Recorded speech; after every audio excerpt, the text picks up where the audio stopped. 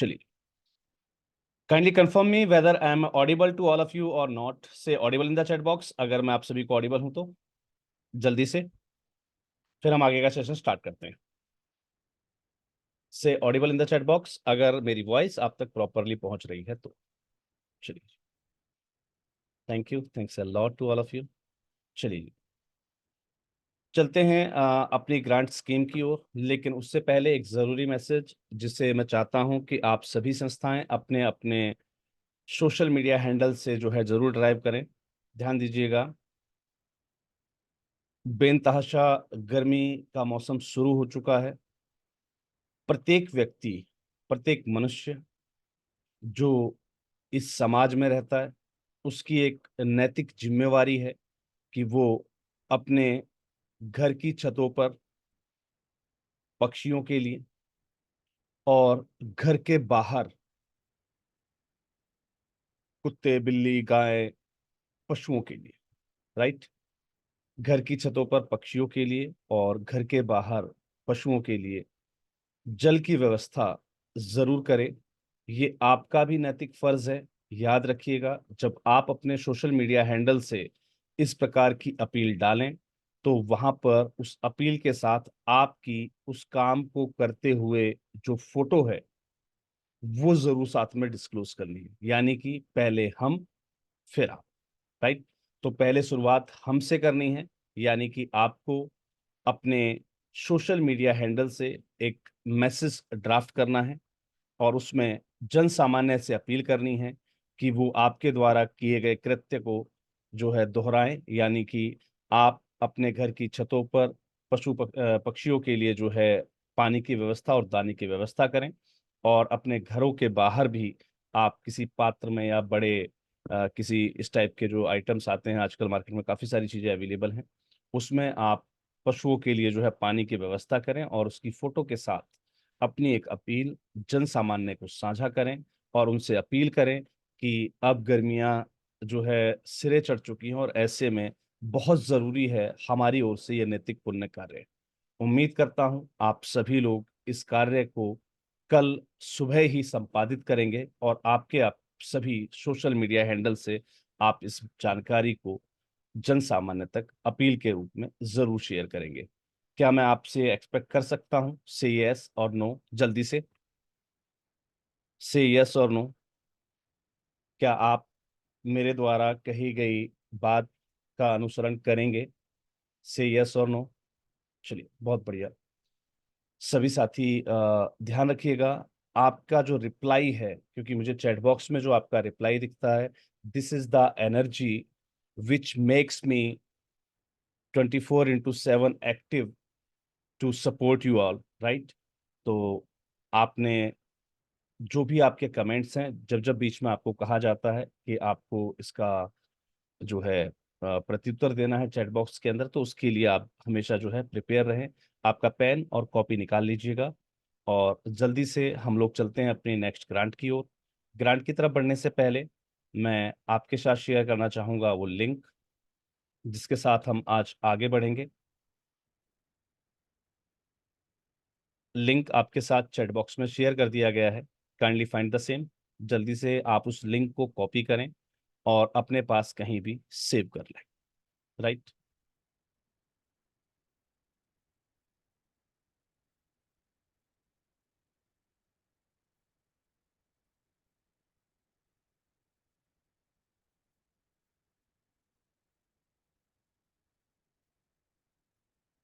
Check कर लीजिएगा, आपको चैट बॉक्स के अंदर लिंक मिल गया है, उसको सही रूप में सेव कीजिएगा।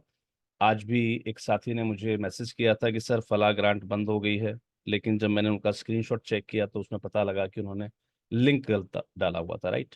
तो प्लीज़ ऐसी गलती ना करें। चलिए जी, चलते अपनी स्क्रीन पर।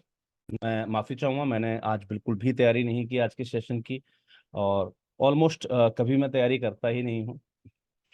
कभी कभार कोई सेशन अगर विशेष हो तो भले ही मैं उसकी तैयारी के साथ आपके साथ उपस्थित रहूं, अदरवाइज जनरल मौक़ों पर मुझे तैयारी करने का मौका नहीं मिल पाता है। काफ़ी सारे बैक एंड प्रोसेस रहते हैं और काफ़ी सारी चीज़ें रहती हैं, तो कोशिश करूंगा कि आज की ग्रांट एप्लीकेशन में कुछ भी ऐसा टिपिकल ना हो जहां पर मैं अटक जाऊं। चलिए जी।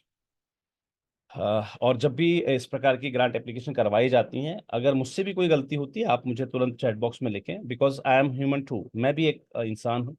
इंसान से गलतियां होना स्वाभाविक है, ठीक है जी। तो किसी भी चीज को आप अदरवाइज मत लीजिएगा कि सर ने हमें यहाँ पर गलत बता दिया, या फिर सर ने जो है वहां पर गलती कर दी। आप एनजीओ के गूगल हैं? नहीं सर, ऐसा कुछ भी नहीं है। आप सभी लोग भी एनजीओ के गूगल बन चुके हैं, पता है आपको। मैंने आपसे कहा था जो प्लेटफॉर्म आपके लिए तैयार किए गए हैं, उन सभी प्लेटफॉर्म पर कल के बाद एक्सेस आप लोगों को मिलना स्टार्ट हो जाएगी। ग्रुप में एक मैसेज आ जाएगा। तो उसके बाद जब उस प्लेटफॉर्म को आप यूज करेंगे ना, आप सभी अपने आप में एनजीओ के लिए गूगल बन जाएंगे, क्योंकि वहां पर तमाम जानकारियां एक साथ एक प्लेटफॉर्म पर डिस्क्लोज कर दी गई हैं। तो घबराने की जरूरत ही नहीं पड़ेगी आपको।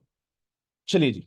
हमने जैसे ही उस लिंक पर क्लिक किया, हमारे सामने कुछ इस प्रकार का पोर्टल खुलकर आता है। ध्यान रखिएगा, मैंने एक चीज और नोट की है कि हमारी संस्थाएं, जब पूछा जाता है कि यहां तक का सेक्शन क्लियर है, तो आप सभी की एक टोन होती है यस सर, और फिर बाद में आप मुझे कॉल करते हैं कि सर हमें जो है ये बताया नहीं गया। राइट। तो प्लीज ऐसा ना करें। राइट। ऐसा ना करें। अगर कहीं भी आपको जरा सा डाउट लगता है कि आपको कहीं भी आप अटक गए हैं, कोई इंफॉर्मेशन आप तक जो है नहीं पहुंच पाई है, या कोई टॉपिक आपको पर्टिकुलर रूप से जो है क्लियर नहीं हुआ है, तो आप तत्काल रूप से मुझे सूचित करें। राइट। मैं कोशिश करूंगा कि मैं उसको और ज्यादा जो है डीपली डिस्क्राइब कर सकूं। समस्या सिर्फ एक ही रहती है, क्योंकि हम डिफरेंट डिफरेंट ऑर्गेनाइजेशंस हैं। हम सबका अलग अलग प्रारूप होता है, हम सब अलग अलग अपने क्षेत्रों में काम कर रहे होते हैं। तो कोई पर्टिकुलर सैंपल बनाकर दिखा पाना बड़ा मुश्किल है। लेकिन मेरा पूरा प्रयास रहता है कि मैं आपको वो चीज डिफाइन कर पाऊं कि एक्चुअल में आपको यहाँ फिल क्या करना। राइट। तो पूरा प्रयास रहेगा। फिर भी अगर आपको जहां लगे कि जो है कहीं भी आप अटकते हैं, या कहीं भी लगता है कि कोई पॉइंट अगर आपका क्लियर नहीं हुआ है, तो प्लीज मुझे इन्फॉर्म जरूर कर दीजिएगा। चलिए जी, चलते हैं अपनी स्क्रीन के लिंक पर, स्टार्ट ए ग्रांट एप्लीकेशन। लेकिन इससे पहले ध्यान दीजिएगा, grant programme supports education initiatives. ध्यान दीजिएगा, यहाँ पर एजुकेशन इनिशिएटिव्स जो है सपोर्ट किए जाते हैं। लाइफ क्वालिटी इंप्रूवमेंट, जीवन की गुणवत्ता को बढ़ाने से संबंधित, यानी कि जिसे हम कह सकते हैं कि आप किसी के जो है जो है नॉर्मल जो ग्रोथ होती है एक व्यक्ति की, फाइनेंशियल ग्रोथ भी आप कह सकते हैं उसको, एक व्यक्ति के जीवन स्तर को बढ़ाना। राइट। उसके जीवन स्तर को बढ़ाने से संबंधित अगर आपका कोई इनिशिएटिव है, कोई आपका प्रोग्राम है, कोई आपकी ऐसा कोई प्रोजेक्ट है आपके पास, उसको सपोर्ट किया जाएगा। And other ways, other initiatives, ways to lift the under served communities. जो अंडर सर्व्ड कम्युनिटीज हैं, यानी कि जिन्हें हम कह सकते हैं कि भाई बिलो पॉवर्टी लाइन, या जरूरतमंद जो कम्युनिटी एरियाज हैं जहां पर जरूरत है किसी भी चीज के, किसी भी प्रकार के सुधार की, वो सभी प्रोजेक्ट्स इसमें एक्सेप्ट किए जाएंगे। तो बाध्यता यहाँ पर खत्म हो गई है आपकी। आप हेल्थ में वर्क कर रहे हैं, आप एजुकेशन में वर्क कर रहे हैं, राइट, जो भी आप कर रहे हैं उसमें कोई बाध्यता नहीं है। आप अपने प्रोजेक्ट को लगा सकते हैं, चाहे वो हेल्थ का है या अदर कोई भी, राइट। तो थोड़ा सा ध्यान रखना है आपको इनिशिएटिव्स को, कि पर्टिकुलर फंडिंग एजेंसी किस इनिशिएटिव को सपोर्ट कर रही है। राइट। अब अनन्या फाउंडेशन जो है ये मैं इसके बारे में अगर आपको बताऊं कि ये शायद एचसीएल वालों का ही एक जो है प्रारूप है, एचसीएल फाउंडेशन वालों का ही है।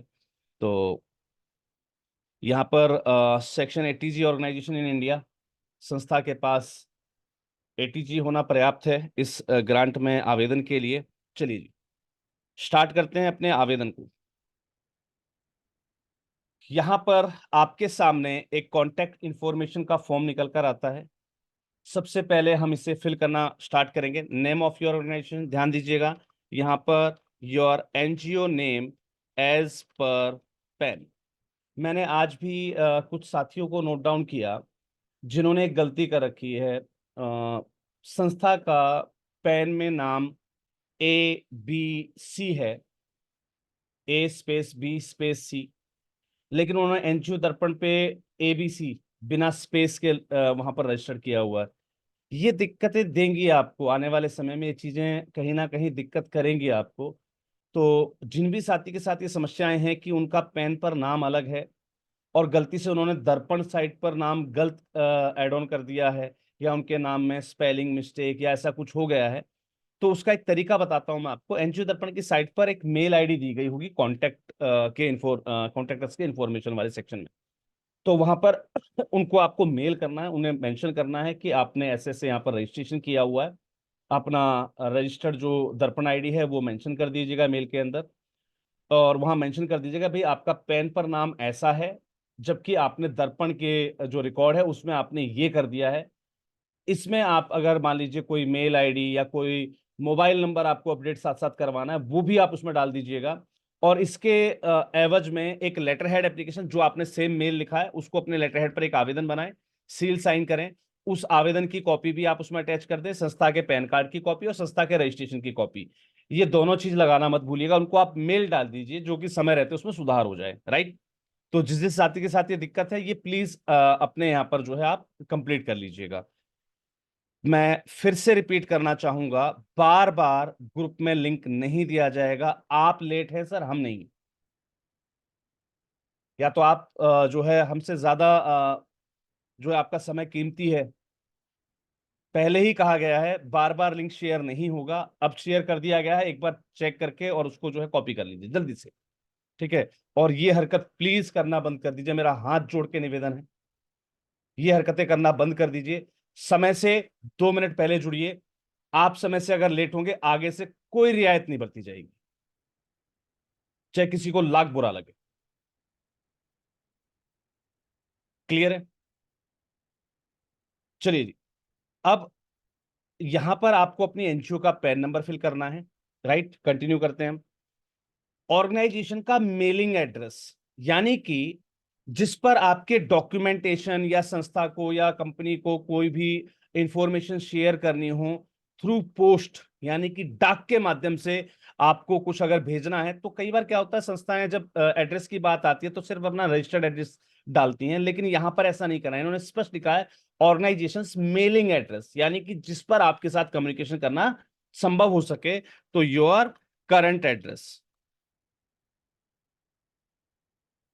उसके साथ आपको जो है अपना एचओ लगाना है तो आप लगाइए, हेड ऑफिस दिखाना है या बीओ दिखाना है या जो भी दिखाना है, एचओ आपका एड्रेस है ना, आरओ रजिस्टर्ड ऑफिस तो आप लगा सकते हैं। उसके लिए आपके कोई प्रतिबद्धता नहीं है इसके ऊपर।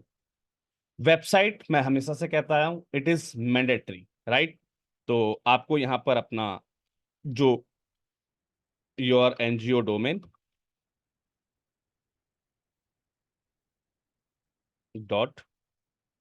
.org, अपनी संस्था का यहां पर आपको डोमेन सेट करना है। First and last name of the primary contact, जो मुख्य कॉन्टेक्ट व्यक्ति है उसका फर्स्ट नेम और लास्ट नेम। तो यहां पर आप अपना फर्स्ट नेम लिखेंगे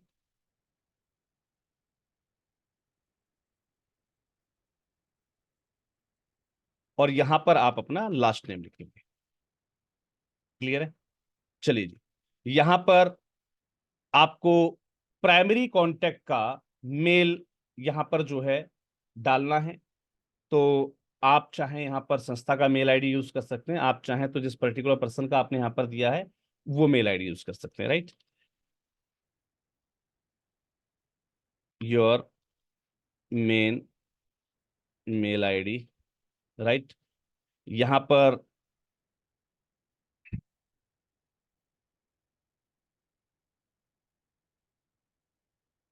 योर मेल आईडी @gmail.com।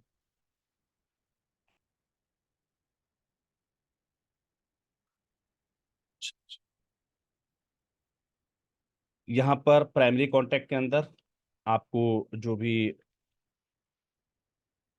91 लगाना है, +91, उसके साथ आप जो है इसको कंप्लीट करेंगे। देखेंगे आप यहां तक कि आपका जो प्रोसेस है वो 30%, यानी कि 1/3 भाग हम इसमें कंप्लीट कर चुके हैं। नेक्स्ट पर क्लिक करेंगे।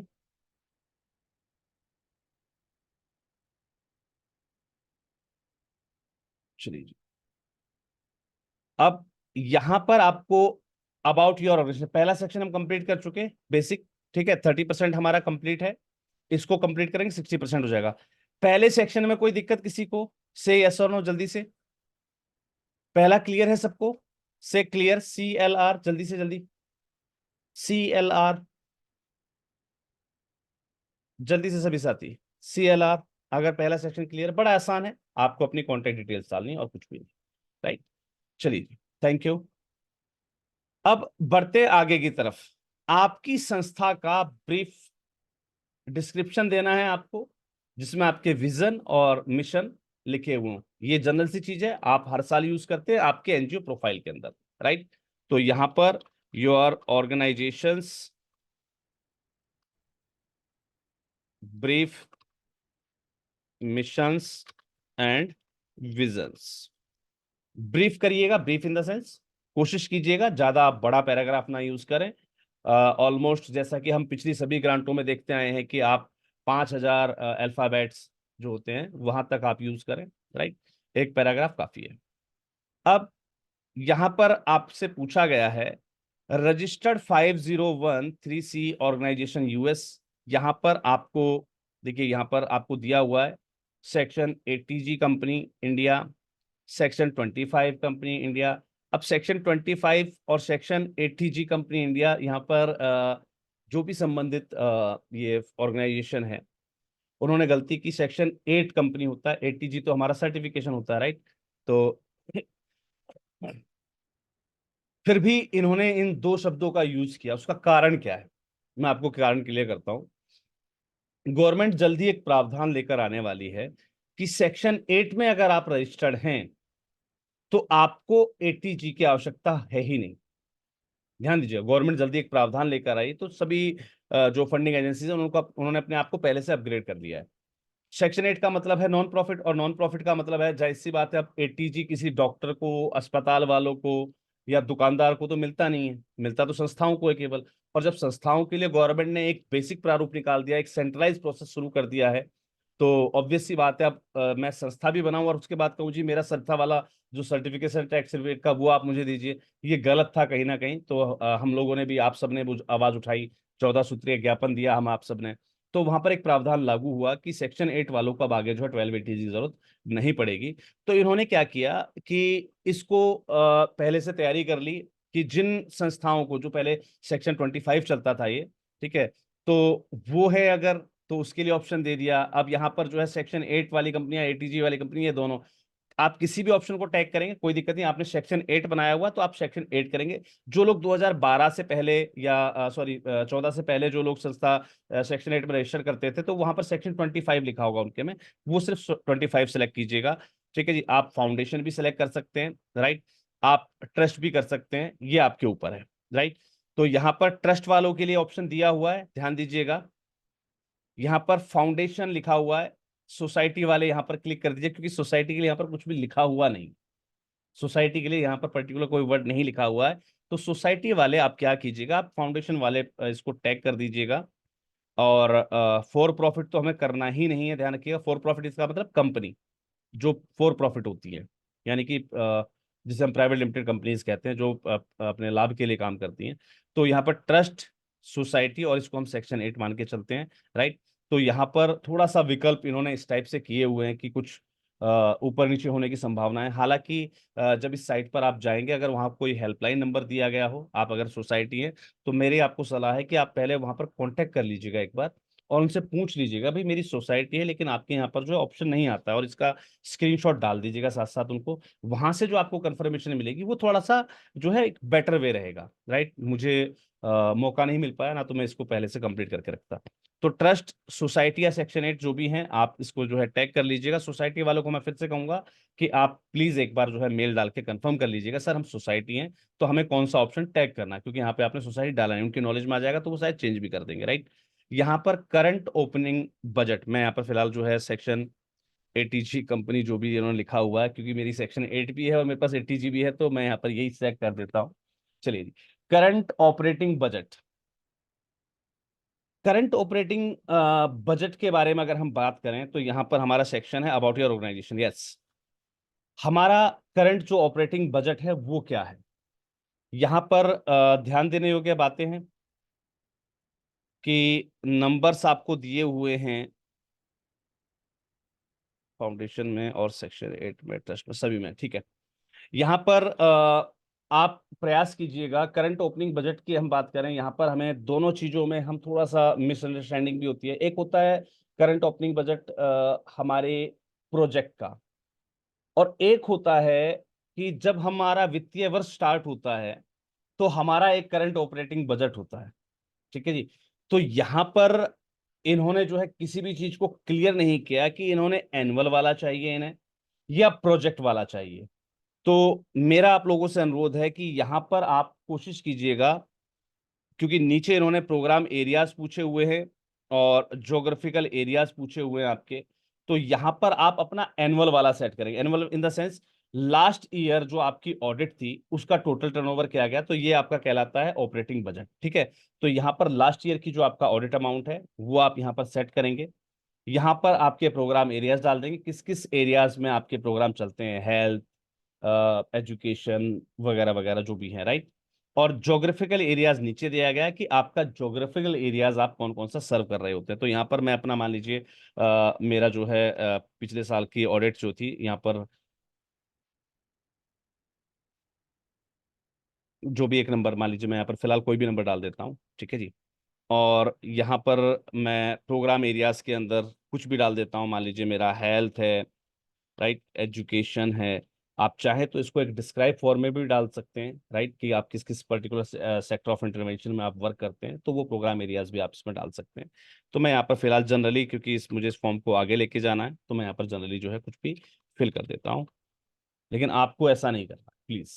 कुछ साथी जो है गलती कर देते हैं यही, ठीक है, कि जैसा मैंने भर के दिखाया वैसा वैसा डाल के भर रहे हैं, क्योंकि मेरे पास कॉल भी आया है कि सर आप लाइव सिखा रहे हैं और ये लोग फिलहाल भी यही गलती कर रहे हैं। तो प्लीज ऐसी गलती मत कीजिए कि आपने कुछ भी उसमें उठाकर टेक दिया और भेज दिया, या जैसा मैं लिख रहा हूँ वैसा का वैसा लिख के आप भेज रहे हैं, गलत है ये, राइट। यहाँ पर आपको अपने प्रोग्राम एरियाज लिखने, right, your programme areas, right. यहाँ पर आपके जो है जियोग्राफिकल एरियाज लिखना है, राइट।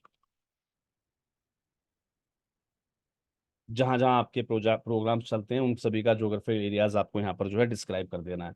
अब अगर आपका आपकी संस्था जो है उस पर्टिकुलर प्रोजेक्ट पर या पर्टिकुलर जो वर्क है वो एक पर्टिकुलर डिस्ट्रिक्ट में कर रही है, तो आप चाहें तो उस डिस्ट्रिक्ट का ज्योग्राफिकल जो डाटा है वो यहाँ पर डाल सकते हैं, जिसको आप गूगल से आसानी से सर्च कर पाएंगे, राइट। चलिए जी, ये सेक्शन यहाँ तक कंप्लीट हुआ सभी को से clear, CLR in the chat box, अगर आपको ये क्लियर है तो से clear in the chat box, CLR, very good. चलिए बहुत बढ़िया। और बहुत सारे साथी अब अवेयर हुए हैं इस बात से कि आप जो भी ग्रांट अप्लाई कर लेते हैं उससे संबंधित स्क्रीनशॉट यानी कि प्रूफ के साथ आपको ग्रुप में लिखना होता है कि भाई हमने ये जो है प्रोजेक्ट अप्लाई कर दिया। तो प्लीज फीडबैक डालना मत भूलिए। क्लासेस के बारे में भी, जब भी आप क्लास ऑफ करते हैं, राइट, मान लीजिए आज आपने क्लास ली, इस क्लास से जब जैसे ही आप इसको ऑफ करेंगे, हम जैसे इस क्लास को बंद करेंगे, ठीक है, तो इस क्लास का फीडबैक एक जो है वो हमेशा आप डाला कीजिए, राइट, ग्रुप में। ये आपकी रिस्पॉन्सिबिलिटी है। जब इस ग्रांट सेशन को आप दोबारा रिपीट कर रहे होते हैं, मान लीजिए आज हमने सीख लिया अभी रात में, अब रात में तो कोई बैठ के अप्लाई नहीं करेगा, आप सुबह जब इसको अप्लाई कर रहे हो तब तक ये वीडियो अपलोड हो जाती है आपके चैनल पर, राइट। तो वहां पर जाने के बाद जब इस वीडियो को आप देख रहे होते हैं तो वही जो आपका फीडबैक था इस क्लास का वो वहां पर कमेंट बॉक्स में डाल दीजिए। इससे आपकी सक्रियता बढ़ती है। जो लोग पूछते हैं कि सर बेनिफिशियरी सिलेक्शन कैसे होता है महासंघ का, ऐसे ही होता है सर। आप ग्रुप में कितने एक्टिव हैं, आप महासंघ की पोस्ट को लेकर कितने एक्टिव हैं, आप चैनल पर कितने एक्टिव हैं, थोड़ी सी ये चीजें देखी जाती है, राइट। तो आपका फीडबैक ध्यान दीजिएगा, मैंने यहाँ पर फीडबैक कहा है, पॉजिटिव और नेगेटिव नहीं कहा।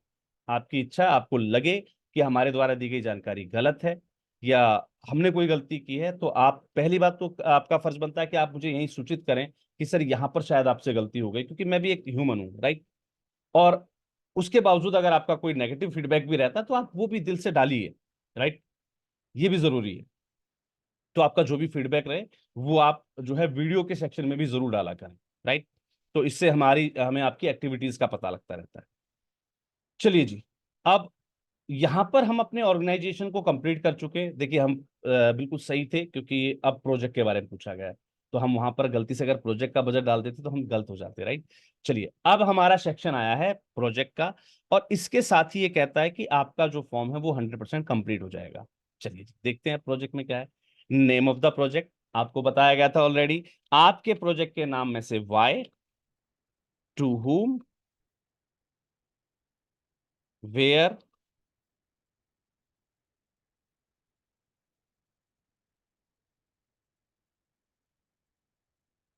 And when. कब, कहां, कैसे, किसके लिए और क्यों, ये आपके प्रोजेक्ट के नाम में छलकना चाहिए, राइट। ये आपके प्रोजेक्ट के नाम में छलकना चाहिए। अब यहां पर आपका प्रोजेक्ट के नेम, जो भी आपका प्रोजेक्ट है उसका टाइटल आपको डालना होता है। ध्यान दीजिएगा, यहां पर क्या रहेगा आपका title of the project.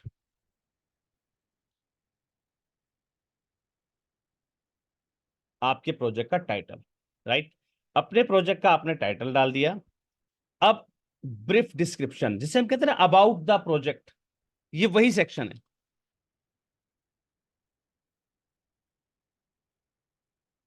Brief description से हम कहते हैं अबाउट द प्रोजेक्ट, वही है ये। जनरली आपको जो है अपने प्रोजेक्ट के बारे में लिखना। कुछ साथियों को रिक्वेस्ट आई थी मेरे पास, खैर मैं अभी उसके बारे में बाद में बात करेंगे। हम फिलहाल कंसंट्रेशन हम पूरा यहाँ देते हैं। यहाँ पर अपने प्रोजेक्ट के बारे में 2 से 3 सेंटेंस लिखने हैं, ठीक है। तो इजी है बहुत, राइट। अब यहाँ पर स्पेसिफिक प्रोजेक्ट ऑब्जेक्टिव्स, बड़ी प्यारी चीज बताइए, आपके प्रोजेक्ट के ऑब्जेक्टिव लिखने हैं, राइट। और वो भी स्पेसिफिक केवल। तो स्पेसिफिक जो ऑब्जेक्टिव्स हैं वो डाल दीजिएगा, राइट।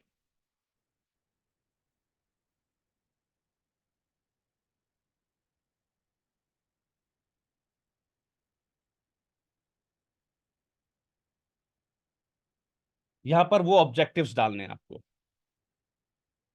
राइट। यहां पर स्पेसिफिक प्रोजेक्ट ऑब्जेक्टिव्स 2 बार आ गया है। इन्होंने शायद अपना फॉर्म बनाते समय ध्यान नहीं दिया। चलिए कोई दिक्कत नहीं, सेम चीज यहां पर वापस कॉपी कर दीजिएगा, कोई दिक्कत नहीं, ठीक है जी। अब यहां पर आती है प्रोजेक्ट एक्टिविटीज को ड्यूरेशन। मैंने आपको हर बार एक्टिव बताया कि जब भी आप कोई प्रोजेक्ट अप्लाई करें, कोशिश कीजिए फॉर 1 ईयर ओनली। आप 1 साल के लिए जो है अपना प्रोजेक्ट हमेशा यहाँ पर डालिए, right. Locations of the project, आपकी प्रोजेक्ट की लोकेशन क्या रहेंगी वो सेट करना है। Amount requested, right. यहाँ पर जो है आपको अपना जो अमाउंट रिक्वेस्टेड है वो यहाँ पर जो है सेट कर देना है कि भाई आपका अमाउंट क्या रिक्वेस्टेड है। मैं थोड़ा सा यहाँ पर थोड़ा सा छोटी छोटी चीजें जो है फिल कर देता हूँ, क्योंकि हो सकता है आगे कुछ और मांगा गया हो, और मैं दादा, वहाँ ये ना पहुँच। एक्टिविटीज पूछे, specify project activities. Sorry sorry sorry, objective ये एक्टिविटीज हैं। हाँ, सॉरी सॉरी, ऊपर मैंने का पढ़ने ऑब्जेक्ट में है, गलती नीचे कर दी। यस, स्पेसिफिक प्रोजेक्ट एक्टिविटीज है, यानी कि जिसे हम कहते हैं ऑब्जेक्टिव्स हमारे हो गए। उसके बाद हमारी जो एक्टिविटीज होती हैं कि हम इस पर्टिकुलर ऑब्जेक्टिव्स में क्या क्या करने वाले हैं, राइट। हमारे मान लीजिए हम एक उदाहरण लेते हैं यहाँ पर। हमारे हम किसी भी एक ग्रांट का या किसी भी एक प्रोजेक्ट का उदाहरण लेते हैं यहाँ पर। मान लीजिए हमें हेल्थ सेक्टर से संबंधित कोई प्रोजेक्ट लगाना है। तो हमारे प्रोजेक्ट ऑब्जेक्टिव्स क्या है, लोगों में जो है अब मलेरिया की बीमारी से, मलेरिया की बीमारी के बारे में जो है जागरूकता फैलाना, उनके टेस्ट करना, उनको इलाज मुहैया कराना, या हमारा जो कैंप लगेगा उसमें उसका इलाज करना, राइट। जो भी आपके प्रोजेक्ट ऑब्जेक्टिव्स थे, अब उसके लिए आपने एक्टिविटीज क्या की। तो एक्टिविटीज के अंदर क्या क्या आ जाएंगी, जैसे आप पहले तो उसका सिलेक्शन करेंगे, बेनिफिशियरी सिलेक्शन, है ना। उसके बाद आप उनका जो है जिसे कहते हैं ओपीडी करेंगे, राइट। उनकी जांच करेंगे, जांच के बाद आप उनको अस्पताल रेफर कर देंगे, जो भी आपकी एक पर्टिकुलर एक्टिविटी होती है, ठीक है। वो एक्टिविटीज आपको डालनी है। तो यहां पर मैं आपको सजेस्ट करूंगा कि आपके ऑब्जेक्टिव्स भी आप यहां पर 5 से प्लस, यानी कि 5 से ज्यादा और 8 से कम, राइट। 5 तक भी चलेगा, कोई दिक्कत नहीं। 4 से 5 ऑब्जेक्टिव, मैक्सिमम 8 करना है आपको, राइट। तो यहां पर जो है आपके 5 से 8 ऑब्जेक्टिव आप डाल दीजिएगा। और उन्हीं एक्टिविटीज को जो है आप उसमें 5 से 8 एक्टिविटीज या 3 से 4 एक्टिविटीज, कई बार क्या होता है ऑब्जेक्टिव्स बड़े होते हैं लेकिन एक्टिविटीज हमारी कम होती हैं, तो हम उसमें जो है समाहित हो जाती है हर एक चीज। मान लीजिए मैं प्रोजेक्ट बना रहा हूँ महिला सशक्तिकरण का, और उसमें मैं सिर्फ जागरूकता करना चाहता हूँ। जागरूकता 2-3 प्रकार से होगी। एक जो है जनरल भीड़ के साथ, एक स्कूलों में जाकर, एक कॉलेज में जाकर, है ना। ज्यादा मैं 2 और बढ़ा दूंगा, ऑनलाइन सेमिनार, है ना, वेबिनार। तो यही एक्टिविटीज बनती हैं। तो इसी प्रकार से आपको सिमिलर जो है अपनी एक्टिविटीज डाल देनी है हर एक ऑब्जेक्टिव के हिसाब से, राइट। जो भी आपकी 5 से 7 8 बने, मैक्सिमम मैंने आपको बता दिया, मिनिमम 5 और मैक्सिमम 8 बनाइएगा इसके अंदर। प्रोजेक्ट की ड्यूरेशन आपका मैंने डाल दिया, this project have been projected for the upcoming financial year 2024-25 only. तो अपकमिंग फाइनेंशियल ईयर के आप चाहें तो यहाँ पर डायरेक्टली लाइन लिख सकते हैं, 1 ईयर, 6 मंथ, 9 मंथ, जो भी आपका प्रोजेक्ट ड्यूरेशन है वो आप यहाँ पर लिखना है आपको। आपका प्रोजेक्ट ड्यूरेशन 6 महीने का है तो 6 महीने लिखिएगा। आपका प्रोजेक्ट ड्यूरेशन 9 महीने का है तो यहाँ पर 9 मंथ लिख दीजिएगा, बहुत है, पर्याप्त है इतना। आप यहाँ पर जो है डायरेक्टली 9 मंथ लिख देंगे तो भी पर्याप्त है, ठीक है। आप यहाँ पर 1 ईयर लिख देंगे तो भी पर्याप्त है, आप यहाँ पर 365 डेज लिख देंगे तो भी पर्याप्त है, ठीक है। यहाँ पर कोई हमें लंबी चौड़ी भाषा या लंबे चौड़े की जो है वाक्य लिखने की जरूरत नहीं है। यहाँ पर आप जनरली 365 डेज लिख देंगे तो भी पर्याप्त है, आप 1 ईयर लिख देंगे तो भी पर्याप्त है, आप यहाँ पर 12 मंथ लिख देंगे तो भी पर्याप्त है, राइट। चलिए जी, अब यहाँ पर हमें डालना है लोकेशन ऑफ द प्रोजेक्ट। अब यहाँ पर लोकेशन ऑफ द प्रोजेक्ट के अंदर आपको अपनी प्रोजेक्ट की लोकेशन डाल देनी है, राइट। जिस लोकेशन में आपका प्रोजेक्ट ये चलेगा। Amount requested for the project in this proposal. अब यहां पर ध्यान दीजिएगा, इस पर्टिकुलर, क्योंकि ये बिरला फाउंडेशन वालों की है, तो आप अपना कोशिश कीजिएगा, जितने भी संस्थान में सबको एक सलाह देता हूं, अगर आप पहले से कोई ग्रांट ले रहे थे, आपके पास एक्सपीरियंस है, उसके आपके पास लेटर्स भी है, लेटर ऑफ कंप्लीशन जिसे हम बोलते हैं, राइट, सर्टिफिकेट ऑफ कंप्लीशन जो होता है, अगर वो सब चीजें हैं तो आपका प्रोजेक्ट 15 लाख का है, 50 लाख का है, कोई दिक्कत नहीं। आपकी संस्था काम कई सालों से कर रही है, आज तक कोई ग्रांट नहीं मिली है, या 1-2 आप सरकारी प्रोजेक्ट कभी किसी साल में आप चला चुके हैं, तो आपका प्रोजेक्ट 5 लाख से लेकर 10 लाख के बीच में होना चाहिए। इससे अबव मत जाइएगा कभी भी। आपका प्रोजेक्ट 1 लाख का तो 1 लाख का लगाइए। आपकी संस्थान 3 साल पुरानी है और आपने कोई प्रोजेक्ट काम, आज तक कोई प्रोजेक्ट आपको मिला ही नहीं है, आप कोशिश कीजिए अपना प्रोजेक्ट 5 लाख तक का बनाइए। आपकी संस्था पुरानी है, बहुत साल पहले आपके पास प्रोजेक्ट थे, अब कुछ नहीं है पिछले 2-3 सालों से, तो आप अपना प्रोजेक्ट अमाउंट जो है वो 5 से 10 लाख का रखिए। आपकी संस्था बिल्कुल नई है, कोशिश कीजिए आप 3 लाख तक सिमट जाइए। एक बार कुछ मिलेगा, आपके पास एक्सपीरियंस आएगा, उसके भी आप पर फिर आप आगे अपने अपने अपने अंदर जो है एनर्जी, आप अपने प्रोजेक्ट को ज्यादा बड़ा ना बनाए। मैंने देखा है काफी सारे संस्थान 50 लाख का प्रोजेक्ट, 80 लाख का प्रोजेक्ट। आज भी बता रहा हूं, मैं, मेरे एक साथी हैं जो आज मीटिंग में भी जुड़े हुए हैं, मैं नाम नहीं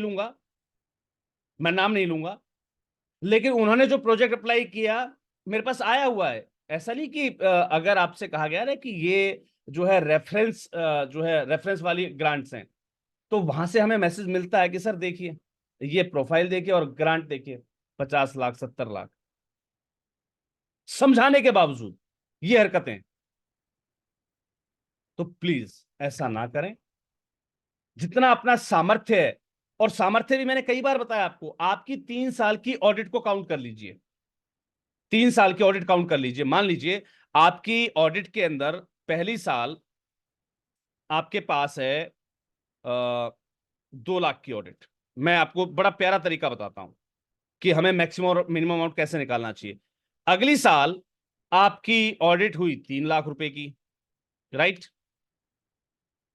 उससे अगली साल आपकी ऑडिट हुई है 4 लाख रुपए की।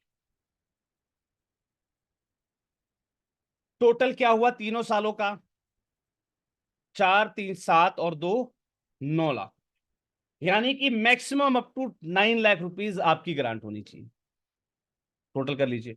जहां ये अमाउंट बढ़ जाता है, मान लीजिए मेरी पिछले साल की ऑडिट है 5 लाख की, उससे पिछले सॉरी इस साल की ऑडिट मान लीजिए 15 लाख की, उससे पिछली 10 लाख की है, उससे पिछली 5 लाख की है। अब 15 और 10 25 और जो है 5 30 हो गए। लेकिन नहीं, इस संबंध में जहां मेरी ऑडिट का अमाउंट 5 लाख से अबव हो जाता है, वहां पर मैं क्या करूंगा, तीनों का मीडियन निकालूंगा। तीनों का मीडियन इन द सेंस कि मैं 4 3 7 और 2 9, 9 को फिर मैं 3 से डिवाइड करूंगा। 3 साल का रिकॉर्ड है ये।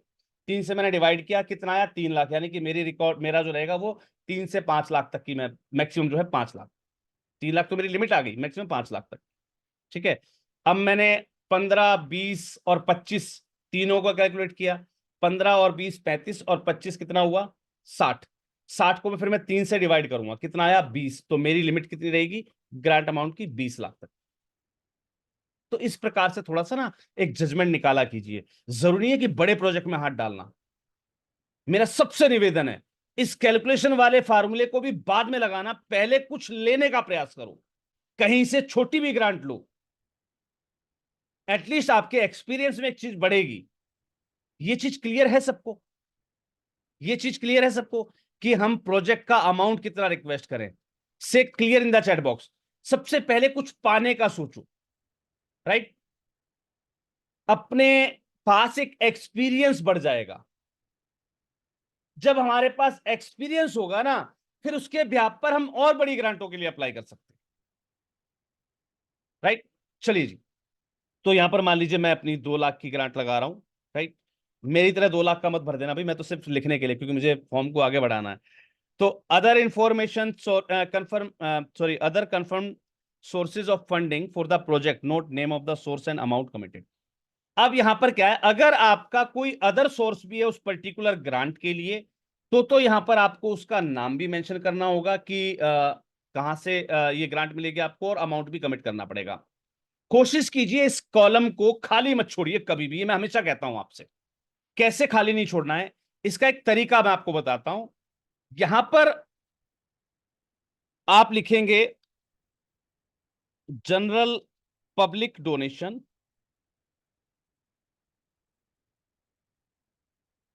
या जनरल पब्लिक सपोर्ट, डोनेशन नहीं, सपोर्ट, जनरल पब्लिक सपोर्ट।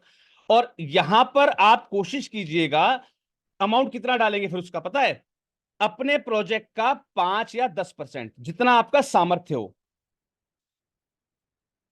ये मैं आपको, सॉरी, मैं आपको हमेशा से सिखाता आया हूं कि कभी भी पूरा जो प्रोजेक्ट आपने बनाया है उसका 100% अमाउंट किसी भी फंडिंग एजेंसी से मत मांगिए। हमेशा कोशिश कीजिए 5 या 10% अपना सेल्फ कॉन्ट्रीब्यूशन रखिए, राइट? तो हम यहां पर कैसे लिखेंगे, self contribution from general public support. और यहां पर अपना जो भी अमाउंट आप सोच के चले, वैसे बेहतर रहता है 10%, लेकिन आप चाहें तो 5% भी डाल सकते हैं। जहां अमाउंट बड़ी होती है ना, तो वहां आप जो है 5% डालें। क्योंकि होता क्या है कुछ केसों में, अब ये 5% और 10% वाली चीज हमें कई बार जो है दुखी कर जाती है। कैसे कर जाती है मैं बताता हूं आपको। होता क्या है, मैंने, मेरी संस्था का प्रोफाइल भी अच्छा है, मेरा एक्सपीरियंस भी बहुत अच्छा है। मैंने अपने जैसे एक यादव की बात मान ली, और क्या किया, नए प्रोजेक्ट जब मैंने अप्लाई करने शुरू किए तो मैंने वहां पर क्या किया, एक प्रोजेक्ट के लिए मैंने सेल्फ कंट्रीब्यूशन 10% दिखा दिया। अब देखिए 10% मुझे कैसे फंसाएगा। मेरा प्रोजेक्ट है 1 करोड़ का। कितने का है, 1 करोड़ का। अब 1 करोड़ में मैंने 10% लिख तो दिया सेल्फ कंट्रीब्यूशन, मेरे से किसी ज्ञानी की बात मानकर। अब हुआ क्या, उस संस्था ने देखा यार 10% खुद लगा रहा बंदा, कोई दिक्कत नहीं, सेंशन कर देते हैं। डाल दिया आपको सेंशन लेटर, जी आपका ग्रांट सेंशन है, अपना एक सेपरेट अकाउंट खुलवाइए, और आपके सेल्फ कंट्रीब्यूशन जो अमाउंट था उसमें डालने के बाद हमें उसकी एक स्टेटमेंट भेज दीजिएगा, जिसमें हमारे पास अकाउंट नंबर वगैरह सब आ जाएगा, हम बाकी का अमाउंट आपको क्रेडिट कर देंगे। अब मैं फंस के खड़ा हो गया ना, कि मैं वो 10 लाख कहां से लेकर आऊं उस अकाउंट में दिखाने के लिए, राइट? तो कई बार ऐसी सिचुएशन ना फंसे, तो यहां पर अपने जो सिक्स सेंस है उसको यूज कीजिए कि मुझे वहां 5% लगाना है या 10% लगाना है। अब बात आती है जहां लाख 2 लाख 5 लाख तक के प्रोजेक्ट की, तो कोई बड़ी चीज नहीं है, 10 20 50 हजार लाख रुपए तक व्यवस्था करना कोई बड़ी चीज नहीं होती है। तो वहां आप 10% लगाएं, इससे आपकी गुडविल बढ़ती है, आपकी प्रोजेक्ट की जो जिसे हम कहते हैं ना सिविल, वो बढ़ता है आपके प्रोजेक्ट का। तो छोटे अमाउंट पे आप 10% यूज कर लीजिएगा और बड़े अमाउंट पे आप क्या करेंगे, 5% यूज कीजिएगा, कहीं आपको ये 10% वाला फार्मूला फंसा करना खड़ा कर दे। ये चीज क्लियर हुई सबको? आप एग्री हैं इस बात से agree in the chat box, क्योंकि हमारे साथ ऐसी भी संस्थाएं जो बड़े बड़े प्रोजेक्ट लेती हैं। से एग्री कि यहां पर आपको अपने विवेक का भी यूज करना है कि हम यहां पर 5% लिखें या 10% लिखें, अकॉर्डिंग टू योर बजट। चलिए जी, अब यहां पर प्रोजेक्ट रेशनल, ध्यान दीजिएगा, पहले भी हमारी ग्रांट एप्लीकेशन के अंदर ये टॉपिक आया था, प्रोजेक्ट रेशनल होता क्या है, राइट। मेरे भी अब दिमाग से उतरा हुआ, और हालांकि मैंने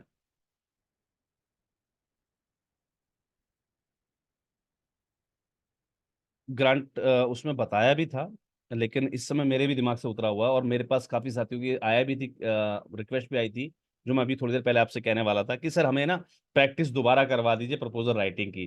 तो मैंने उसके लिए आपकी कल की एक क्लास अरेंज कर दी है, जहां पर हम पूरा प्रोजेक्ट लिखना सीखेंगे, राइट। तो वहां भी हम इस टॉपिक को थोड़ा सा और डिटेल में डिस्कस करेंगे। मेरे को फिलहाल मुझे एग्जैक्ट याद नहीं है, मैंने अभी तैयारी नहीं की है कोई, ठीक है। तो मैं यहाँ पर एक बार चेक कर लेता हूँ, गूगल से पूछ लेते हैं, what is project rational in A project proposal and why it is needed. एक बार थोड़ा सा मैं गूगल से सर्च कर लेता हूँ थोड़ा सा, अगर गूगल बता देगा तो हमें, an argument in favour of implementing the project project by your organisation. Okay, ये एक आर्गुमेंट होता है आपका, राइट। Need assessment sir.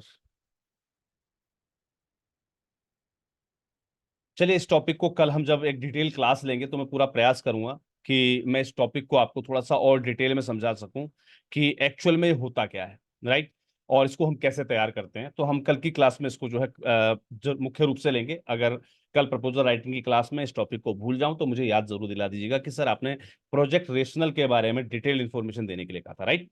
तो हम इस टॉपिक को थोड़ा सा वहां क्लियर कर देंगे। तब तक मैं आपसे चाहूंगा कि यहाँ पर आपका अगर कोई कमिटमेंट है इस ग्रांट से संबंधित तो आप डाल सकते हैं, जिनको पता हो वो डाल दीजिएगा, अगर नहीं हो तो नॉट एप्लीकेबल लिख दीजिएगा।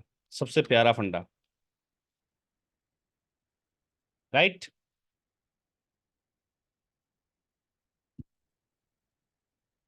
राइट, चलिए जी। मोस्टली ग्रांटों में हमने जितने भी अप्लाई किए हैं आज तक, हमने जो है रेशनल वाले को नॉट एप्लीकेबल लिखा, ठीक है। चलिए जी, इंटेंटेड प्रोजेक्ट आउटकम्स और इम्पैक्ट, ये वही चीजें हैं आपकी जनरल जो पूछी जाती हैं, भाई आपके प्रोजेक्ट का आउटकम्स क्या है, यानी कि उसका रिजल्ट क्या रहेगा। आउटपुट्स, आउटकम्स और इम्पैक्ट्स, समाज पर उसका प्रभाव क्या रहेगा, आउटकम्स क्या रहेंगे। तो जनरल सी चीजें हैं, आप वही डाल देंगे आपके आउटपुट्स।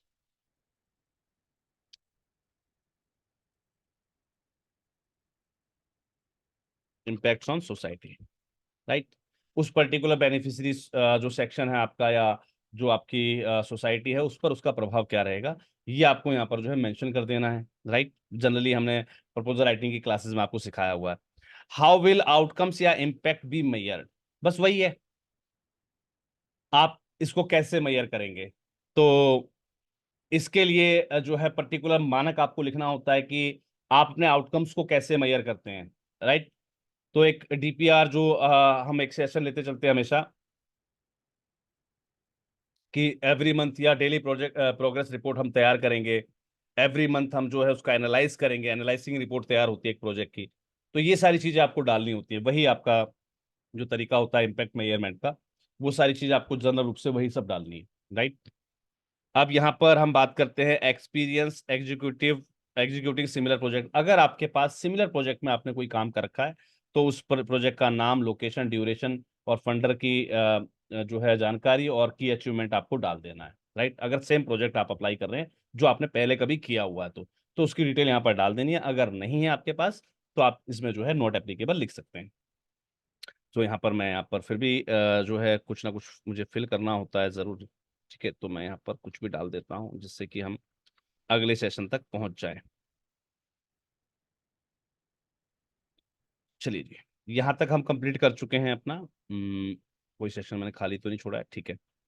अब यहां पर रहता है plans to scale and replicate the project, describe future activities. Plan to scale वही है। अब यहां पर हमें सस्टेनेबिलिटी की बात नहीं करनी है, स्केलिंग की बात करनी है।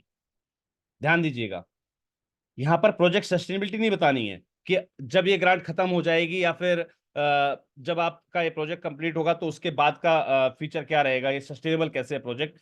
यहां पर आपको प्लान्स टू स्केल, क्या आपके प्रोजेक्ट के अंदर स्केलिंग की कोई गुंजाइश है, वो आपको यहाँ पर डिस्क्राइब करनी थी, आपकी फ्यूचर एक्टिविटीज, राइट। तो वो आपको देनी है कि भाई अगर हमारा ये वाला प्रोजेक्ट कंप्लीट रहा तो फिर हम आगे इसको स्केल पर उठा देंगे, हम इसमें ये चीजें और इन्वॉल्व कर सकते हैं, या फिर हम इसको दूसरी लोकेशंस में स्टार्ट कर सकते हैं। तो जनरली अगर आपके पास कोई स्केलिंग प्लान नहीं है तो आप जनरली अपने प्रोजेक्ट के अंदर लिख सकते हैं भाई आप जो है इस प्रोजेक्ट को सफलता के रूप में आप इस प्रोजेक्ट को अब जो प्रोजेक्ट लोकेशन है उसको चेंज कर देंगे, बस, राइट। ये चीज लिखना होता है आपको कि भाई हम दूसरी लोकेशंस में भी इसको जो है हम स्टार्टअप करेंगे। ये सब चीज आपको जो है कंप्लीट करनी है और यहां पर जो है अपना सबमिट बटन पर क्लिक कर देना है, राइट।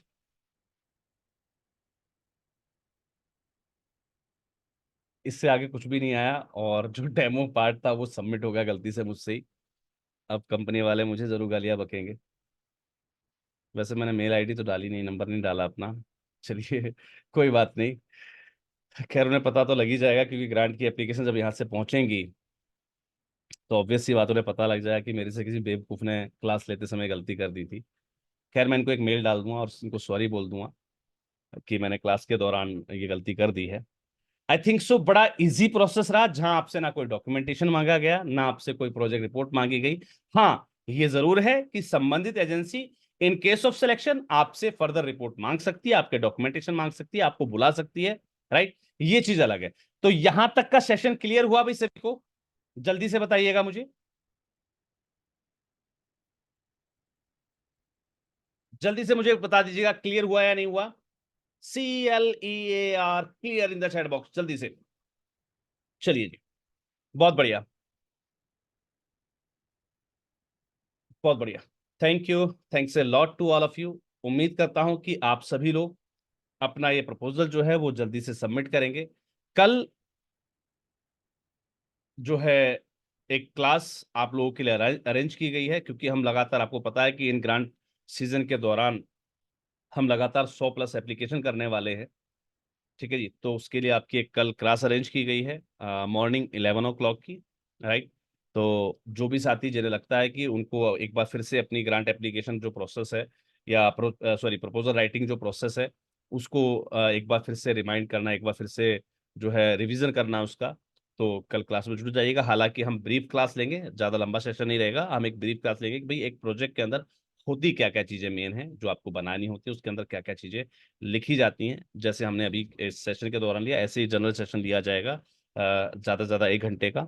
ठीक है, तो उसमें हम प्रत्येक टॉपिक के बारे में बात करेंगे, कौन कौन सा टॉपिक जरूरी होता है एक प्रपोजल के अंदर। तो अब क्लास को मैं एंडिंग की ओर लेके चलूँ उससे पहले मैं माननीय उपाध्यक्ष महोदय को इनवाइट करना चाहूंगा कि अपने शब्दों से वो जो है इस क्लास को एंडिंग की ओर लेकर चले। माननीय उपाध्यक्ष महोदय, अगर आप हमारे साथ अवेलेबल हैं, ओवर टू यू।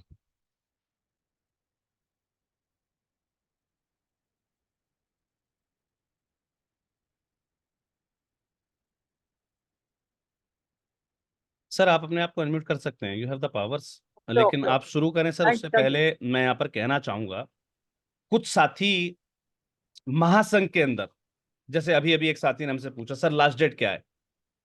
एक चीज अपने जहन में गांठ बांध कर रख लीजिए, अगर आप महासंघ परिवार के सदस्य हैं, मुझे नफरत है उन लोगों से जो लास्ट डेट पूछते हैं, ध्यान रखिएगा। मुझे उन लोगों से नफरत है जो लास्ट डेट पूछते हैं, क्योंकि ऐसे व्यक्ति लास्ट डेट पर भी कुछ नहीं कर पाते। आज आपको बताया गया, कल उस काम को फिनिश कर दीजिए। यह है महासंघ की पॉलिसी, ध्यान रखिएगा। कोई बात नहीं, आप नए हैं अभी, महासंघ की पॉलिसी आपको नहीं पता, लेकिन मैं आपको बताना चाहूंगा, राइट। और किसी को नहीं पता ये मैसेज किसने किया, क्योंकि सारे मैसेज मेरे पास आते हैं, राइट। किसी को नहीं पता कि ये मैसेज किसने लिखा था, लेकिन एक चीज अपने जहन में हमेशा डाल लीजिए, never ask me for the last date, क्योंकि आज अगर कोई जानकारी आपको वीडियो के माध्यम से दी गई है, आज अगर कोई जानकारी आपको क्लास के माध्यम से दी गई है, just repeat the same in the next day. उसी दिन या उससे अगले दिन उस काम को कंप्लीट कर दीजिए, जिंदगी में आप कामयाब हो जाएंगे। और जहां आपने लास्ट डेट का वेट किया, यकीन मानिए कोई ना कोई जरूरी ऐसा काम, या कई बार वो काम आपके दिमाग से ऐसा स्लिप हो जाएगा, वो काम कभी भी आपसे लास्ट डेट पर नहीं हो।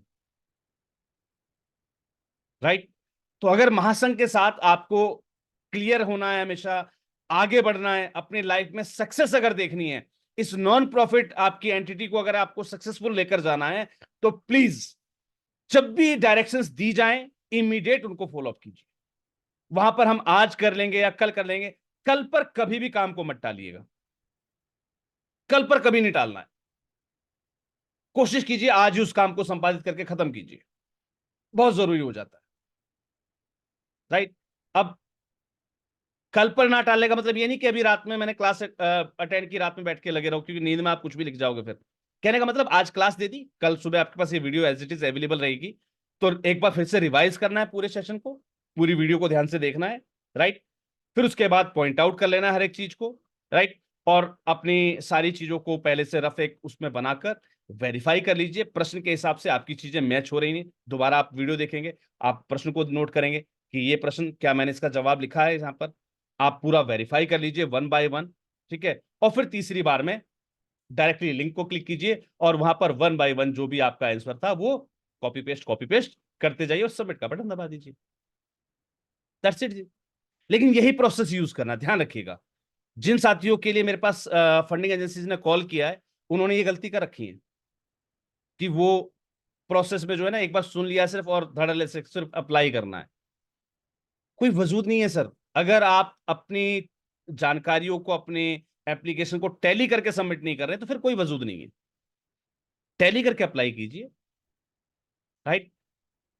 क्योंकि हम लोग इतने आलसी हैं कि हम वीडियो को देखना भी उचित नहीं समझते, शॉर्टकट मारा और चले गए आगे। ध्यान रखिएगा, एक वीडियो 1 घंटे की या 2 घंटे की जो भी होती है, उसमें जो नॉलेज आपको दी जाती है ना, आप जितना परसेंट उसको दोबारा रिवाइज करके देखते हैं, उतना परसेंट नॉलेज आप तक पहुंचती है। राइट? तो प्लीज थोड़ा सा इन बातों का ध्यान रखिए। लास्ट डेट के लिए कभी भी मत बैठिएगा, हमेशा अप्लाई करिए समय रहते ही। चलिए ओवर टू माननीय vice president sir. Thank you sir. Sir देखिए, अभी आप जैसा बता रहे थे ना, हमारे सभी पहले सभी साथियों को नमस्कार। माननीय उपाध्यक्ष सर, महोदय, अगर आवाज नहीं आ रही सर मेरी? दादा की आवाज आ रही है सबको, आ रहा है आ रहा है आ रहा है दादा। या केवल मुझे नहीं आ रही? नहीं प्रदीप दादा का मुझे वॉइस ही आ रहा है। वॉइस सर नहीं आ रही है किसी। ओके। ओके ओके, अगर अगर मेरी आवाज में डिस्टरबेंस हो तो नहीं प्लीज नहीं आप सर, मुझे नहीं नहीं बता सर, दीजिए। मेरे मेरे मेरे डिवाइस में गलती थी। बिल्कुल, अच्छा प्लीज कंटिन्यू। अच्छा, ओके। सभी साथियों को नमस्कार। साथियों, जैसा सर अभी बता रहे थे बहुत अच्छी तरीके से, क्योंकि हमारे जो कुछ साथी कहते हैं ना कि हमें ग्रांट क्यों नहीं मिलती, इसीलिए ग्रांट नहीं मिलती जो सर ने अभी बताया। क्यों हम इसी चक्कर में रहते हैं कि हमने आज सुन ली, कल कर देंगे। अब सर ने तो कल दूसरी ग्रांट बतानी है, वो कब करेंगे? वो परसों कर देंगे। पता लगा परसों 2 ग्रांट हो गई, अब क्या करें? फिर तीसरे दिन, क्योंकि अभी 100+ का जब हम टारगेट लेकर चल रहे हैं, तो आप ये देखिए 100 में से 80 भी नहीं आपने करी, 50 तो कीजिए। अगर आप 50 भी अप्लाई नहीं करेंगे तो और ये कल पे टाल देंगे सर, आप 10 भी अप्लाई नहीं कर पाएंगे अगर इस तरीके से आप रहेंगे। और अभी भी मैं मान के चल रहा हूँ कि काफी कुछ लोग तो कॉपी पेन लेकर अभी भी नहीं बैठते होंगे। ये तो है कि भाई सर, अब सर ने भी क्या क्या सुबह सर की वीडियो देख लेंगे। अच्छी बात है, आपके अंदर ये हैबिट है ना, बहुत अच्छी बात है सुबह सर की वीडियो, उससे ना आपका एक रिवीजन हो जाएगा। सबसे बड़ी बात जो अभी सर ने बताई, 1 घंटे की आधे घंटे की आप देखिए उस, और कम से कम आप पेन लेकर नहीं बैठे ना, तो उसको रिवीजन करने के बाद थोड़ा सा उसको लिख लीजिए कि मुझे ये समझ नहीं आया, फिर उसको दोबारा सुनिए। देखिए आपका समय तो उसमें थोड़ा लगेगा, मगर जो आपको नॉलेज गेन होगी और जो आपकी एक्सपीरियंस बैठेगा, जो आपकी परफेक्टिबिलिटी बैठेगी ना, कि वो प्रोजेक्ट आपको मिल जाएगा। इसलिए ज्यादा से ज्यादा अप्लाई करें। आज देखिए, क्योंकि कुछ साथी जो है ना, फिर लोग कहेंगे सर आप अपनी बात करते हैं। मैं अपनी बात इसलिए करता हूँ कि जो मैं कर रहा हूँ मैं तो वही कर सकता हूँ, सर जो कर रहे हैं सर वही करेंगे। तो हम क्या है, अपनी बात इसलिए लेकर करते हैं कि आज भी मैं अपनी टीम को अभी इंस्ट्रक्शन दे रहा था, मेरी टीम ने सर अभी भी, मैं सर को स्क्रीनशॉट भेजूंगा, वो अभी आपको लाइव दिखाएंगे, मुझे स्क्रीन शेयर करनी नहीं आती। देखिए, जानकारी मुझे भी नहीं है, मैं अभी सर से सीखता हूँ, आप लोगों से सीखता हूँ, मगर क्या है, एक लगन है कि कुछ करना है बस। महासंघ से मेरा एक ही वो है, मैं सर से भी कहता हूँ सर मुझे जानकारी नहीं है, कुछ नहीं आता मुझे, मैं मानता हूँ मैं नील बटा सन्नाटा हूँ, मुझे कुछ नहीं आता, मगर एक लगन है और लगन के बिहाफ पे ही मैं लगा हुआ हूँ। नहीं आता, सर से सीख लिया, उल्टा सीधा जैसा कर, बस एक ये है कि एक बार काम करना है मुझे, मैं काम में विश्वास रखता हूँ। इसीलिए आज जो हमारी टीम है उसने भी आज देखिए, मैं अभी आपको बताता हूँ, देखिए मेरी टीम ने अभी 11,651 रुपए का वो करा है, अभी अभी का, जो अभी भी मैं इसका स्क्रीनशॉट सर को भेज रहा हूँ। और आप देखें कि काम कैसे नहीं हो रहा। लोग कहते हैं जी आज फाइनेंशियल ईयर क्लोज है फाइनेंशियल ईयर क्लोज है तो सर ये आज तो काम होगा नहीं। भाई काम होगा और काम हो रहा है। आप लोग भी अब थोड़े से, अगर मैं जो जिस काम को कर रहा हूँ, अगर आप लोग भी इस काम को करने लग जाते तो शायद फंड रेजिंग टीम, क्योंकि मेन चीज है हमारे लिए यहाँ पैसा। भाई पैसा अगर हमारे पास होगा ना तो हम हर चीज कर पाएंगे। हम लोग क्या कर रहे हैं, पैसे के लिए फंड रेजिंग हम करेंगे नहीं, प्रोजेक्ट हम डालेंगे नहीं, दोष महासंघ को देंगे कि जी हमें तो महासंघ से वो मिलता ही नहीं है, हमें कोई प्रोजेक्ट ही नहीं देता। सर आपको प्रोजेक्ट मिलेगा कहाँ से? सर हमें प्रोजेक्ट कहाँ से मिलेगा जब हम काम ही नहीं करेंगे, प्रोजेक्ट हम अप्लाई नहीं करेंगे। तो सभी साथियों से अनुरोध है कि एक बार जरा आप अपने उसको थोड़ा काम पर ध्यान दें, थोड़ा देखें हमारे अंदर क्या गलती है। सर को मैंने स्क्रीन शेयर कर दिया सर, आप सर। जरा सब लोगों को दिखा दीजिए कि सर आज भी काम हो रहा है और अभी भी काम कर रहे हैं। भले क्लोजिंग चल रही है सर, कंपनी की क्लोजिंग चल रही है, लोगों की जेब की क्लोजिंग नहीं हो रही। लोगों की पॉकेट में आज भी पैसा है, लेने वाले आप बने, लेने वाले आप बने। और देखिए कि जब तक आप मांगोगे, देखिए आज के टाइम में जब तक बच्चा रोता नहीं है ना, पहले भी है, माँ दूध नहीं पिलाती, मगर आप लोगों ने भी कसम खा रखी है कि आपने महासंघ बताएगा वो भी नहीं करना। देखिए जैसे अभी मैं आपको बात कर रहा था, 11,000 कुछ रुपए थे, अभी मेरी टीम ने अभी 857 पे 500 रुपए का और कर दिया है सर। बहुत तो सर बढ़िया। काम हो रहा है, ऐसा नहीं जाहिर है कि बात। काम नहीं, नहीं काम कर रहे हैं हम लोग काम कर रहे हैं और हम लोग आपसे भी यही चाहते हैं। मेरा आप लोगों से एक ही है, लोग कई बार लोग मुझे कहते हैं सर आप तो पैसे के पीछे ज्यादा भागते हैं। सर पैसे के पीछे भागना हमारी मजबूरी भी है, क्योंकि हम जो प्रोग्राम चला रहे हैं सर कैसे करेंगे हम लोग, अगर हमारे पास काम नहीं आएगा, अगर हमारे पास पैसे नहीं होंगे सर, मैं कहाँ से प्रोजेक्ट चलाऊंगा, कहाँ से क्या करूंगा? तो या तो आप लोग अपने पास फंडिंग टीम तैयार करें, जैसे महासंघ अब 1 तारीख से हर डेली एक नाम अनाउंस करता है कि भाई आपको फंड रेजिंग कराएंगे ऑनलाइन, जैसे सर ने बताया उस पे करें। या फिर अपने पास एक प्रोजेक्ट, अपने आप को इस लायक बनाए, इस कैपेबल बनाए कि हमें अभी से अप्रैल से ही लग जाए। जैसे सर ने टारगेट लिया हुआ कि 100 का, मानते हैं 100 नहीं कर पाए, आपकी एलिजिबिलिटी नहीं हो, या 80 तो अप्लाई करो। कम से कम हम लोग मान के चले 70 to 80% हमने ये ग्रांट अप्लाई करनी है। तो शायद 70%, 70-80% अगर आपने 70-80 ग्रांट कर दी तो 500 दो चार में बहुत ही मिनिमम डाउन कर दो, कम से 5-7 प्रोजेक्ट आपको मिल जाएंगे। अगर आपको इस साल 5 मिल गए तो अगले साल आप 20 प्रोजेक्ट चला लेंगे। कहीं नहीं आपकी एनजीओ गई कि जो आपकी कैसे नहीं सीआर में पहुंचेंगे। आप लग जाओ अभी से, फाइनेंशियल ईयर परसों से शुरू हो रहा है, आप ये दृढ़ निश्चय कर लें। सर दृढ़ निश्चय करना पड़ेगा आपको, ये नहीं है कि सर ने मीटिंग करी है कि अरे अब तो सर ने 8 बजे सर को सुनना पड़ेगा, मजबूरी नहीं। अगर आपका निश्चय हो, मजबूरी में और भागवत कथा के रूप में मत करिए। सर देख रहे हैं हम लोग इतनी मेहनत करने के बाद 30-30 लोग जुड़ रहे हैं, क्या हो रहा है ये? सर हमारे पास इतना स्टाफ है, इतने सब लोग होंगे, हम लोग, क्योंकि एनजीओ वालों में एक खासकर ये है कि हम किसी को बताते नहीं है यार, जैसे हम लोग पुराने उसके है ना, गांव देहात से, नजर लग जाएगी हमें, हम लोग इन ख्यालों में ज्यादा रहते हैं कि नजर लग जाएगी कि यार क्या पता ये प्रोजेक्ट उसने ले लिया। अब मैं तो कह रहा हूँ कि भैया मैं तो ये कर रहा हूँ, आप भी करो ना। मैं तो चाहता हूँ कि भाई लगे, अरे आप लोगों की नजर ना लगे, आप लोगों का साथ मिले है। और पूरे साल देखिए सर, मैं 3 साल तो हो गए सर, 3-4 साल, कई साल से आपके साथ जुड़ा हूँ, अभी तक कोई माइंड ना करे सर, तो अभी तक कोई ऐसी एनजीओ ने, अब देखिए अब कोई कहे कि मैं कल परसों से आपके साथ जुड़ जाऊंगा, नेवर सर, अब मैं सांस नहीं लूंगा। किसी एनजीओ ने मुझे ये नहीं कहा कि सर एक बार आके, सर मैं एक बार आके हमें बता दो कि कैसे कैसे आप ग्रांट करते हो। सर मुझे समझा दो। किसी ने नहीं कहा। वैसे कहा है बिशन जी हैं जो हमारे, गोविंद बिशन जी ने कहा है, वाघ वालों ने कहा है, ऐसे नहीं कि बिल्कुल नहीं कहा। देखिए सर अभी आपके साथ स्क्रीन शेयर कर रहे हैं। सर अभी रिसेंटली, अभी मेरी टीम अभी भी फील्ड पे है। और मैं आपको बता दूं, कुछ लोग अगर हैदराबाद से होंगे तो सर आपके हैदराबाद में मेरी टीम इस समय वर्किंग, ये मैं राइट बोल रहा हूँ कि मेरी टीम एट प्रेजेंट हैदराबाद है। अभी मैं ये राइट बोल, वैसे मैं कभी बताता नहीं हूँ मेरी टीम किधर काम कर रही है, लोकेशन नहीं बताऊंगा मैं कहाँ काम कर रही है। मेरी टीम आज भी हैदराबाद है और कल भी हैदराबाद होगी, और मेरी टीम परसों बैंगलोर में होगी। सर 2 तारीख से मैंने करंट फाइनेंशियल ईयर का, नेक्स्ट फाइनेंशियल ईयर का मैंने शेड्यूल ही तैयार कर दिया। 2 तारीख से मेरी टीम काम करेगी।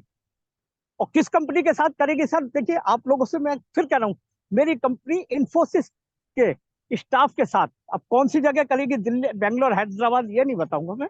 है? मेरी मेरी टीम 2 तारीख से इंफोसिस कंपनी में का अपना वो करेगी प्रोजेक्ट, वो क्या फंड रेजिंग का काम। तो अभी आप लोगों से अनुरोध है कि आप लोग भी या तो ग्रांट अप्लाई करें, अपने सबसे पहले अपनी एलिजिबिलिटी, अपने अंदर दृढ़ निश्चय पे वो करें कि भाई मुझे ये करना है, कुछ भी हो जाए।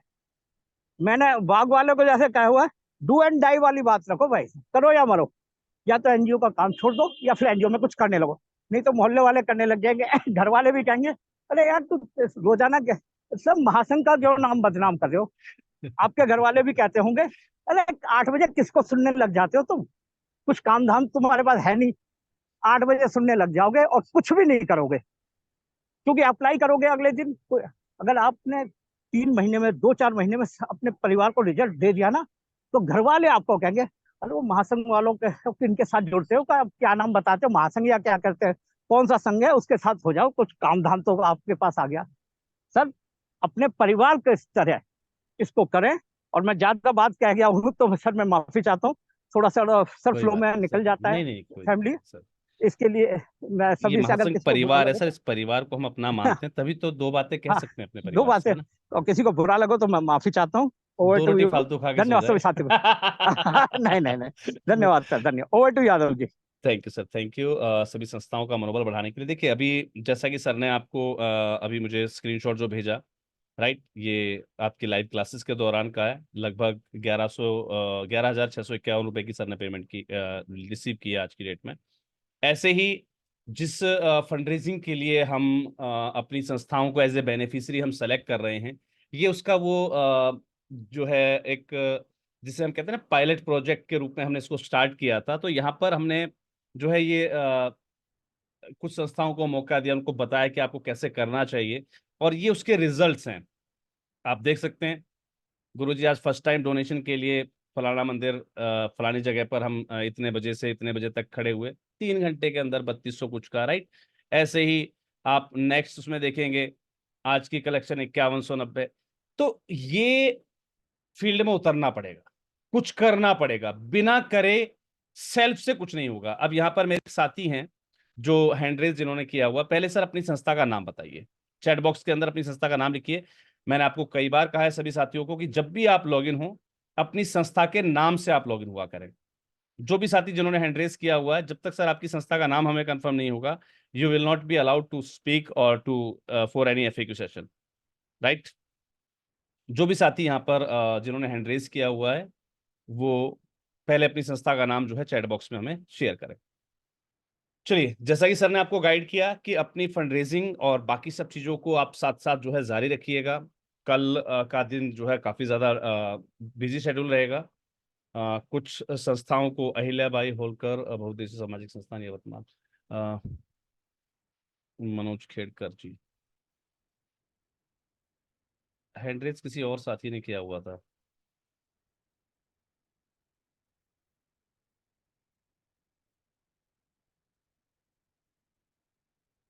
खैर मुझे आप कॉल कर लीजिएगा सर, खैर जो भी आपकी क्वेरी हो कॉल कर लीजिए, क्योंकि समय बहुत कम है मीटिंग के दौरान।